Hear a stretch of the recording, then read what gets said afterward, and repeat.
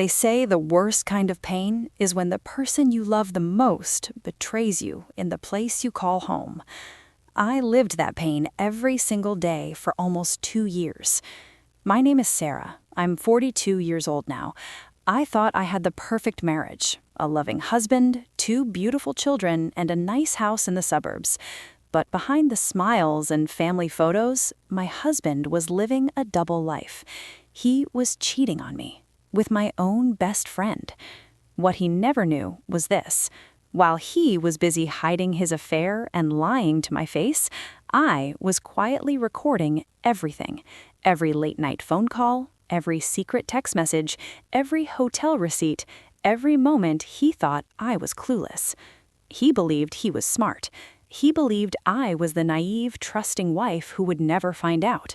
He had no idea that the woman he was betraying had been one step ahead the entire time. If you have ever been cheated on, lied to, or felt completely broken by someone you trusted with all your heart, stay with me. This is my true story, and by the end, you will understand why sometimes silence and smart planning are the most powerful weapons a woman can have. Let's go back to where it all started. I met Mark during my final year of college. He was tall, charming, and had this confident smile that made everyone like him instantly. We dated for 3 years and got married when I was 28. Everyone called us the perfect couple. Our wedding was beautiful, full of flowers, laughter, and promises of forever. We bought a lovely house in a quiet neighborhood. I gave birth to our daughter Emily 2 years later, and our son Jacob came 3 years after that. Life felt complete.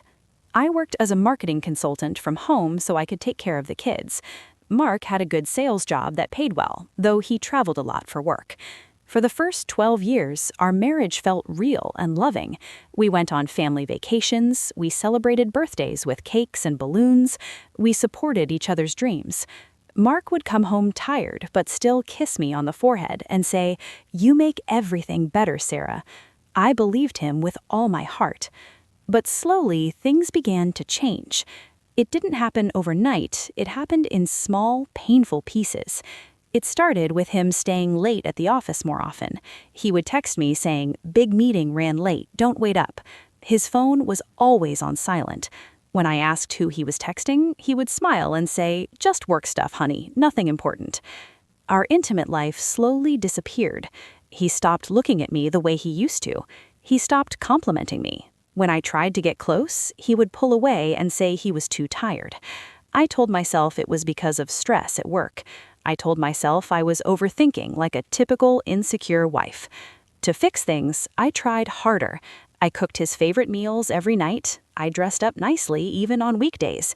I planned surprise date nights. I even suggested we go for couples counseling.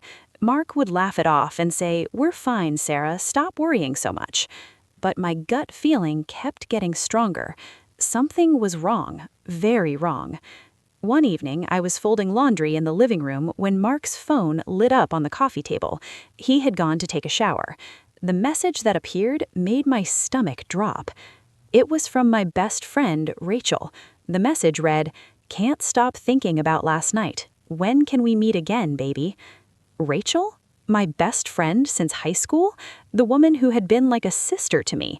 The one who came to our house almost every weekend to have coffee and chat? The one I trusted with my deepest secrets? I felt like someone had punched me in the chest. My hands started shaking. Tears filled my eyes. But I didn't scream. I didn't confront him right then. Something deep inside me told me to stay calm and smart.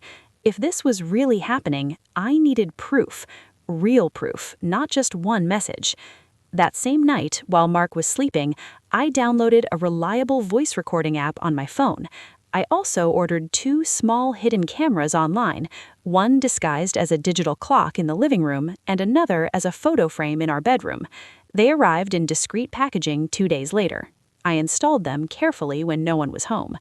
I told myself I was just being careful, but deep down, I already knew the truth was coming.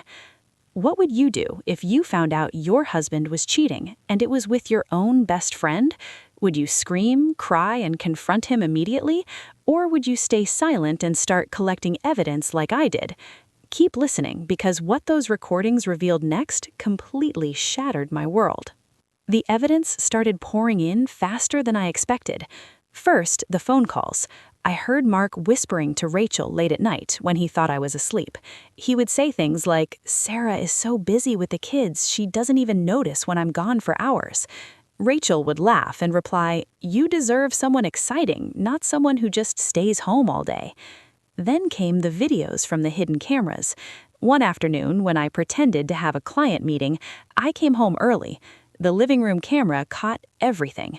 Mark and Rachel on our couch, kissing passionately, laughing about how easy it was to fool me.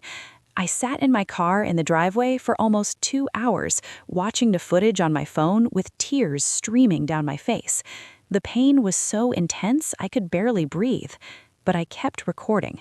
I saved every single clip. I took screenshots of deleted messages I recovered from his phone when he was asleep. I photographed hotel receipts I found hidden in his car. I noted down every lie he told me. I became the perfect wife on the outside. I smiled when he came home. I cooked his favorite dinners. I laughed at his jokes even when they weren't funny. I even initiated intimacy a few times so he wouldn't suspect anything was wrong. Inside, I was broken, but I was also getting stronger every day.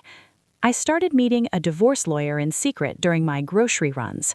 I opened a new bank account and slowly moved small amounts every month.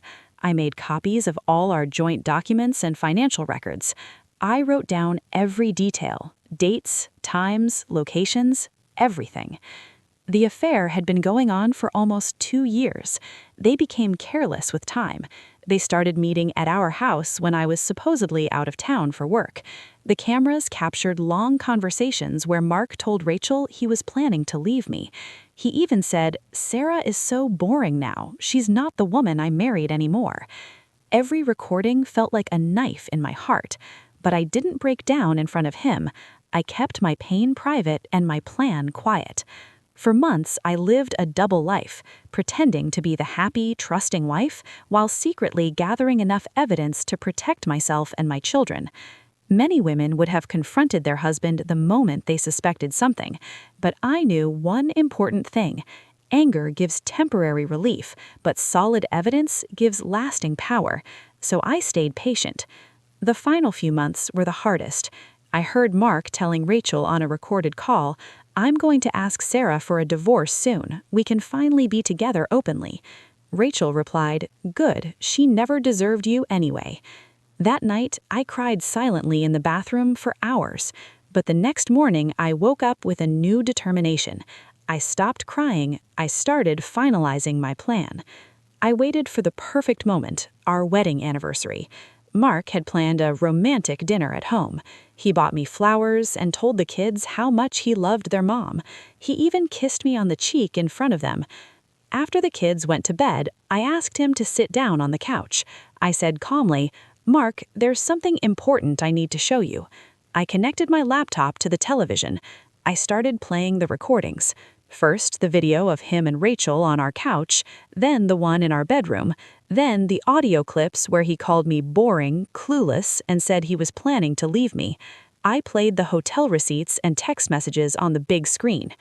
Mark's face went from relaxed to pale in seconds. His hands started shaking. He tried to speak, but couldn't form words. I looked him straight in the eyes and said, "You thought I was stupid. You thought I would never find out. But while you were busy cheating and laughing behind my back, I was busy recording every single moment. I have almost 2 years of proof. Videos, audio, messages, everything. My lawyer already has copies." He fell to his knees and started crying. He begged for forgiveness. He said it was a mistake. He blamed work stress. He even tried to blame Rachel. He promised it would never happen again. I stayed completely calm. I told him, "The divorce papers are already prepared. The house, custody of the children, and most of our savings are protected. You can try to fight this in court, but B's recordings will speak louder than any lie you tell the judge." The man who had cheated on me for 2 years, who called me boring and clueless, was now begging on the floor of the house we built together. He never imagined the quiet wife he betrayed had been quietly preparing for this moment the entire time. In the end, he didn't fight the divorce much. The evidence was too overwhelming. We settled everything quietly. I kept the house and got primary custody of Emily and Jacob. Mark had to move out and pay child support. Rachel tried to apologize months later, but I told her our friendship was over the day she chose to betray me. Today, 2 years after the divorce, I'm finally healing. I have my beautiful children. I have my dignity back. I started my own small marketing agency, and it's doing well.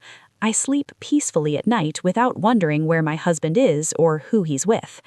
The biggest lesson I learned from this nightmare is this: when someone betrays you, don't just react with anger. Stay calm, protect yourself, gather your evidence. Your power lies in preparation, not in immediate. If you are going through betrayal right now, please hear me. You are not alone. Document everything safely. Reach out to a lawyer or trusted friend. You are stronger than the pain you are feeling today. Now, I want to hear from all of you. Have you ever been cheated on or betrayed by someone close? What did you do? Would you have recorded everything like I did? Share your thoughts honestly in the comments below. Let's support each other and learn from our stories. If this story touched you, gave you strength, or made you think differently about betrayal, please hit the like button. Subscribe to the channel for more real, raw stories of survival, quiet strength, and women taking back their power. Turn on the notification bell so you never miss a new video. You deserve honesty. You deserve respect. You deserve to be loved the way you love others.